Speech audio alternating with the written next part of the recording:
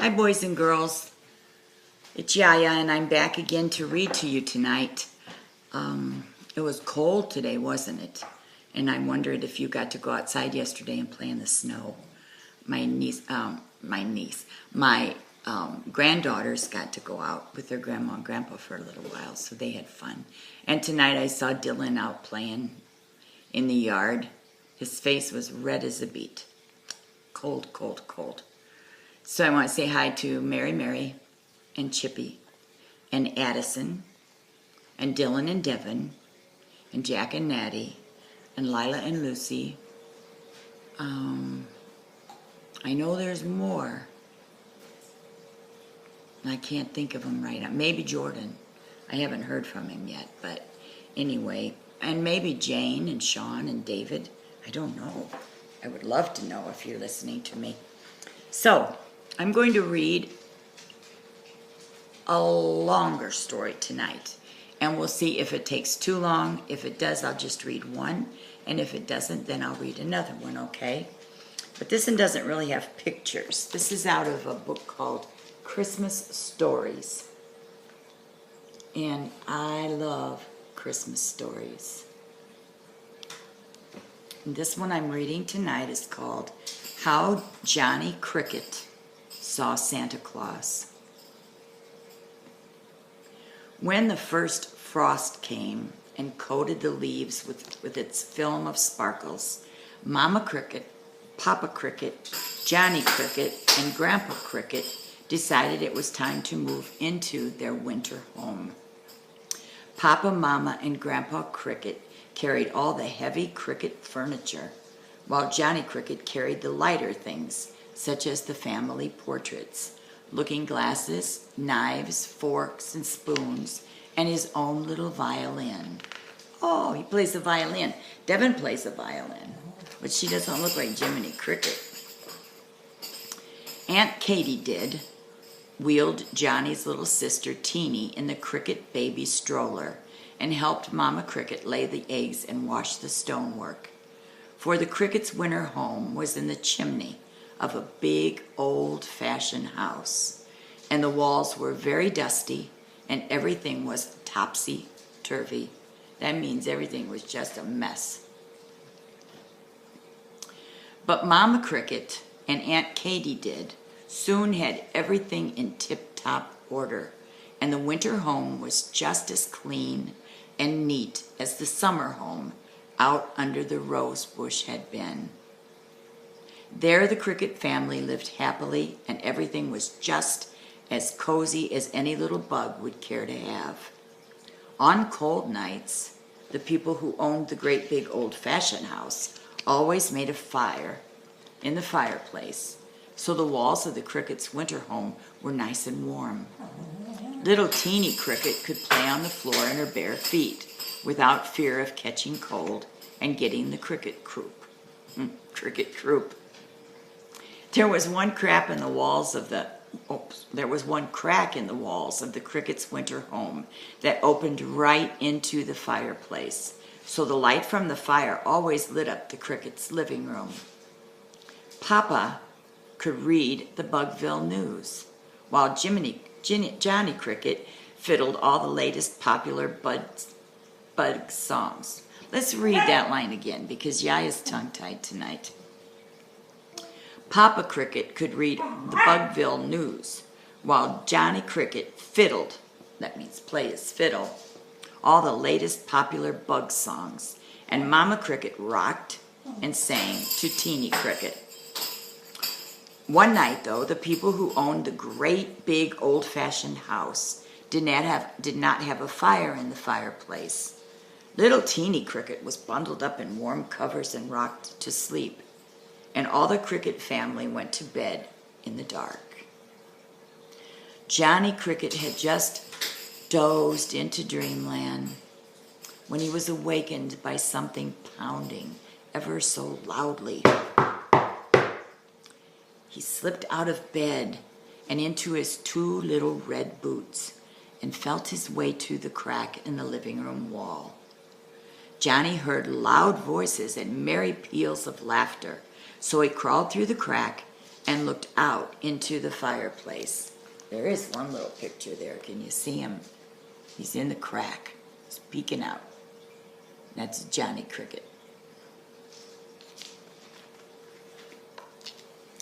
There in front of the fireplace, he saw 4 pink feet and 2 laughing faces way above, while just a couple of cricket hops from Johnny's nose was a great big man. Then there were more squeals of laughter, and the 4 pink feet pitter-patted across the floor, and Johnny could see the owners hop into a snow-white bed. Johnny saw the man walk to the lamp and turn the light down low, then leave the great big room. Johnny Cricket jumped out of the crack into the fireplace and ran out into the great big room. The light from the lamp was too dim for him to make out the objects hanging from the mantel above the fireplace. All he could see were 4 long black things. My dog wants outside. That's the Jingles. So Johnny Cricket climbed up the bricks at the side of the fireplace until it came to the mantel shelf. Then he ran along the shelf and looked over. He saw that the black thing were stockings. Johnny began to wish that he had stopped to put on his stockings, for he had bare feet. He had removed his little red boots when he decided to climb up the side of the fireplace, and now his little feet were very, very cold. So Johnny Cricket started to climb over the mantel shelf and down the side of the fireplace. And then suddenly there was a great puff of wind down the chimney that made the stockings swing away and out into the room, and snowflakes fluttered clear across the room.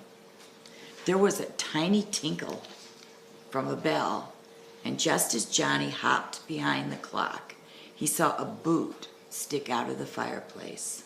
Uh-oh, I bet it's Santa Claus, you think. Then Johnny Cricket's little bug heart went pitty-pat and sounded as if it would run a race with the ticking of the clock. This is a good picture. It was Santa Claus. See? A handsome old guy. From his hiding place, Johnny Cricket heard 1 or 2 chuckles and something rattle. He crept along the edge of the clock and, holding the 2 feelers over his back, looked from his hiding place. At first, all he could see were 2 hands filling the stockings with rattly things. But when the hands went down below the mantel for more rattly things, Johnny Cricket saw a big, round, smiling face, all fringed with snow-white whiskers. Ooh, who's got a big red cherry nose and a face and white whiskers? Johnny drew back into the shadow of the clock and stayed there until all had grown quiet. Then he stepped from behind the clock and climbed down the side of the fireplace as fast as he could. Johnny Cricket was too cold to stop and put on his little red boots, but scrambled through the crack in the fireplace and hopped into bed. That was Santa Claus. In the morning, Mama Cricket had a hard time getting Johnny out of bed. He yawned and stretched, put on 1 stocking, rubbed his eyes, yawned again, put on another stocking, and yawned again. Oh, he was so sleepy. And he could barely keep his eyes open as he reached for his little red boots. Johnny's toe struck something hard. He yawned, rubbed his eyes, and looked into the boot. Yes, there was something in Johnny Cricket's boot. He picked up the other boot. It too had something in it. It was candy. Ooh, look at there. I've never had Santa Claus put any candy in my boots. How about you guys? That's cool. With a loud cry for such a little cricket, Johnny rushed to the kitchen and showed Mama Cricket. And then Johnny Cricket told Mama Cricket all about his exciting adventure the night before. Mama Cricket called Papa Cricket, and they both had a laugh when Johnny told how startled he had been at the old man with the white whiskers who filled the stockings in front of the fireplace. "Why, Johnny," said Mama and Papa Cricket, "don't you know? That was Santa Claus. We have watched him every Christmas for the last 4 years fill the stockings. Santa Claus saw your little red boots and filled them with candy too. If you crawl through the crack into the fireplace, you will see the children of the people who own this big house playing with all the presents that Santa Claus left them." And sure enough, it was so. That's kind of cool, huh? He didn't know Santa Claus. I'll tell you what, there's lots of stories in this book. So that didn't go too long. I can do one more, okay? I may not be here tomorrow night because my granddaughter is playing in the orchestra at Bug. So if you have nothing to do, you might want to come and hear it. This one's called Just a Snowman by Mercer Mayer. See those little guys? I think this is kind of like that Merry Christmas stinky face. It snowed and snowed all night long. So today we had a snow day. Hip hip hooray. Look at that. They have a lot more snow than we do, don't they? The bluebirds right there.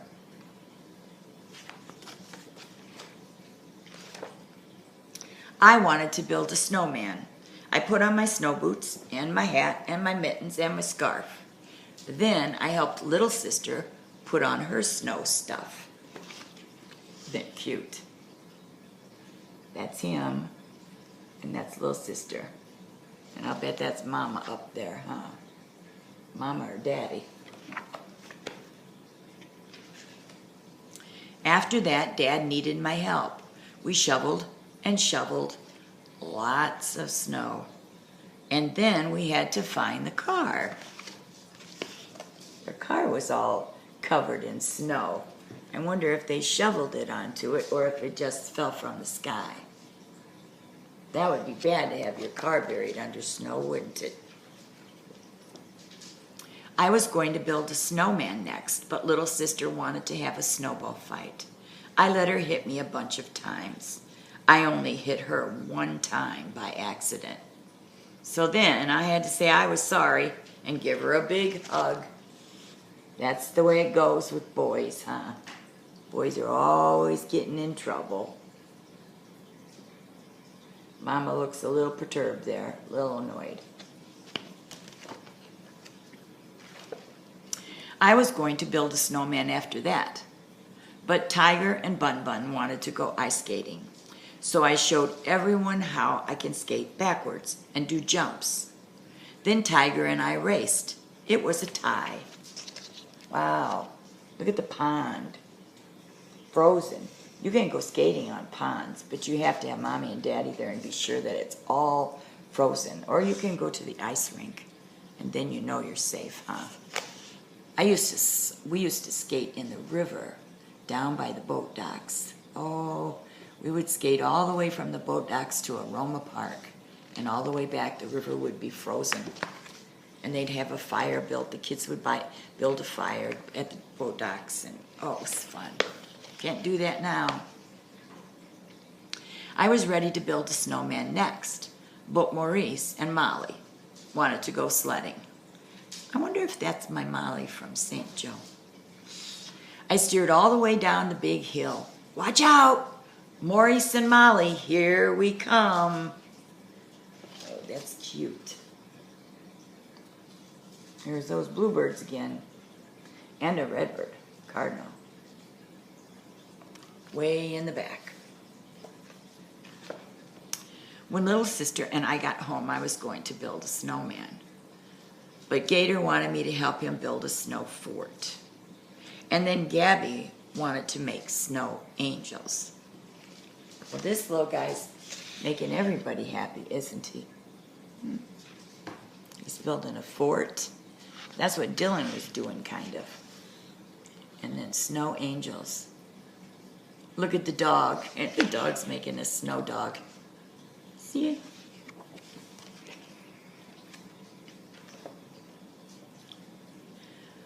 Finally, it was time to build my snowman.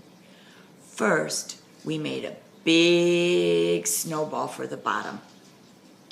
Next, we put a smaller one on top and an even smaller one on top of that. Those are beautiful snowballs, aren't they?